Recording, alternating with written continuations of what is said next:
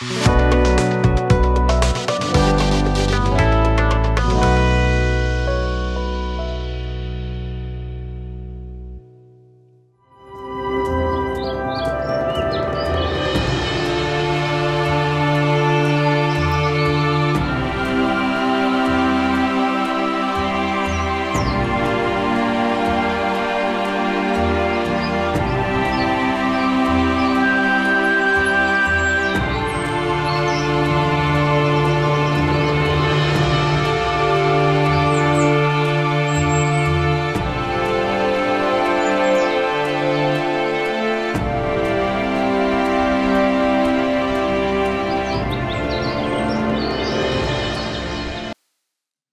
जीशु ख्रीष्ट अति बहुमूल्य नाम संपर्क इंडिया द्वारा प्रस्तुत कार्यक्रम नुआ सकाळ आशार आज अध्याय मुझे स्वागत जनाए। प्रभु आपण मान प्रत्येक को बाहुल्य रूपे आशीर्वाद करंतु। आज जो प्रसंग में आम प्रभु का वाक्य ध्यान करवा आलोच्य प्रसंग होछि घर बनैबा समय रे ध्यान दियंतु। घर बनैबा समय रे ध्यान दियंतु, ध्यान दियंतु।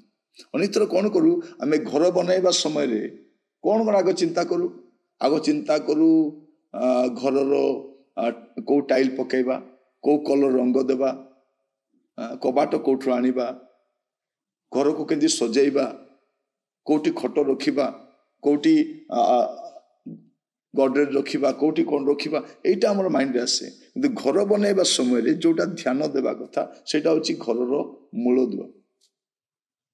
अब सेटा जदि ठीक रे बसाई ना हो ये जेते सामान पत्र किनले मते घर मजबूत घर नथि। आमे कौन करूछु घर बनैला परे जहा जहा दरकार से विषय चिंता करूछु, किंतु घर बनैबा समय जो विषय आमे ध्यान देबा दरकार सेटा आमे गुरुत्व दउना, सेटा होची तारो मूलदुआ। मस्त खोलंतु माथ्यू तारो 7 पर्व 24 रु 27 पद पर्यंत मु पढुछि।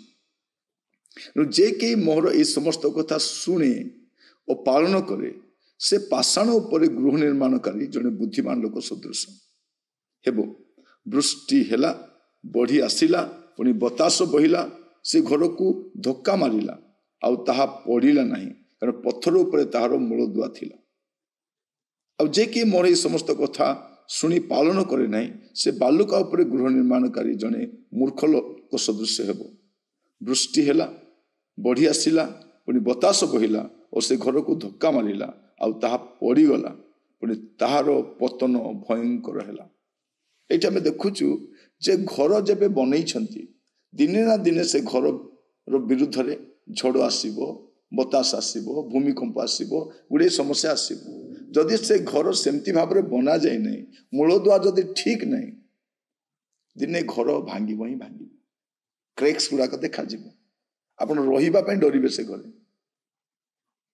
तेणु मु कहिबा पई चाहे आपण का आत्मिक गृह निर्माण करबा समय आपणकर मूलदुआ को आपण ध्यान दियंतु। कौन करिवार अछि आमे तांकर वाक्य को सुनिबा आ पालन करिबा जदि तेबे कौन हो पाषाण उपर गृह निर्माणकारी जने बुद्धिमान लोक। घरटा काईरे बने बसे फाउंडेशनटा काईरे करिवो पत्थर उपर, पाषाण उपर।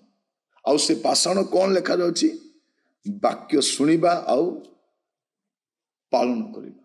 अनेक थर कौन हुए आमे सुनिले मध्य पालन करि न थाउ, बेले बेले पालन करियो बोले सुनि मध्य न थाउ। अनेक लोक सुनिबा पे मध्य इच्छा प्रकाश करंती नै। जेतले वृष्टि हेबो, बतास आसीबो, घर को धक्का मारिबो, बढ़ी आसीबो, सेते बेले परिस्थिति भयंकर। तेणु घर बनैबा समय ध्यान देबे आपनक मूलदुआ। यदि आपनकर आत्मिक घर निर्माण समय मूलदुआ को आपण ध्यान दे नांती, आपण वाक्य को प्राधान्य दे नांती, वाक्य को गुरुत्व दे नांती, और समय आसीबो आपण कांदीबे काहे कि घर तिष्ठि पारिबो नै। आगो को जो प्रकार झड़ बात्या आसुछि तार आभास में पाइलुनी। जब आत्मिक गृह बंचैबा आम पई कष्टकर हो।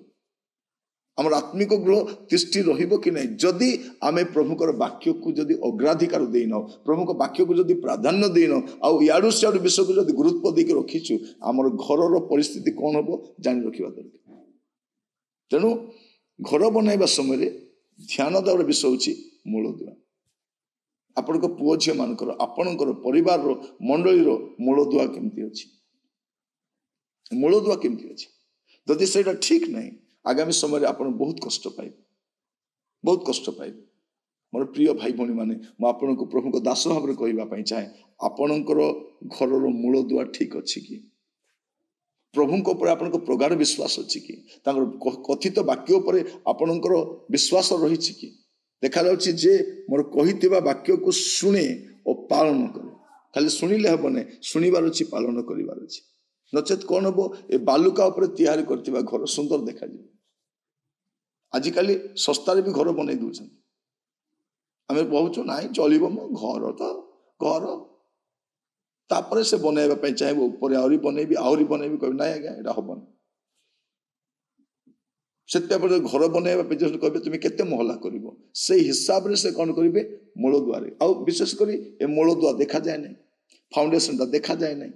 ସେଥିପାଇଁ ଆମେ ବହୁତ କିନ୍ତୁ ଖର୍ଚ୍ଚା ତ ସେଇଠି ଏକା ହେବା ପାଇଁ ପଡ଼ିବ। ଆପଣ ଘର ବନେଇଲେ ଯେତିକି ଖର୍ଚ୍ଚ କରିବେ ତାଠୁ ଅଧିକ ଖର୍ଚ୍ଚ ମୂଳଦୁଆରେ ପଳେଇଯିବ। ତ ମୋର କହିବାର ଉଦ୍ଦେଶ୍ୟ, ଆପଣ ଆତ୍ମିକ ଗୃହ ନିର୍ମାଣ କରିବା ସମୟରେ ଆପଣଙ୍କ ମୂଳଦୁଆ ଠିକ ଅଛି କି? ଯଦି ଆପଣଙ୍କ ମୂଳଦୁଆ ଠିକ ନାହିଁ, ଆପଣ ମନେ ରଖିଥାନ୍ତୁ ଆପଣଙ୍କ ଘର ଆଗାମୀ ସମୟରେ ତିଷ୍ଠି ରହିବ କି ନାହିଁ ଆପଣ ଜାଣିନାହାନ୍ତି। ଯେଉଁ ଝଡ଼ ବତାସ ଆସୁଛି, ଆଭାସ ହେଲାଣି, ପାଣିପାଗ ବିଭାଗ କହିସାରିଲାଣି, ଏଇ ମାସରେ ଜଣା ପଡ଼ିଗଲାଣି ପାଣିପାଗ ଆଗକୁ ଭଲ ନାହିଁ, ପରିସ୍ଥିତି ଭୟଙ୍କର ହେବା ପାଇଁ ଯାଉଛି।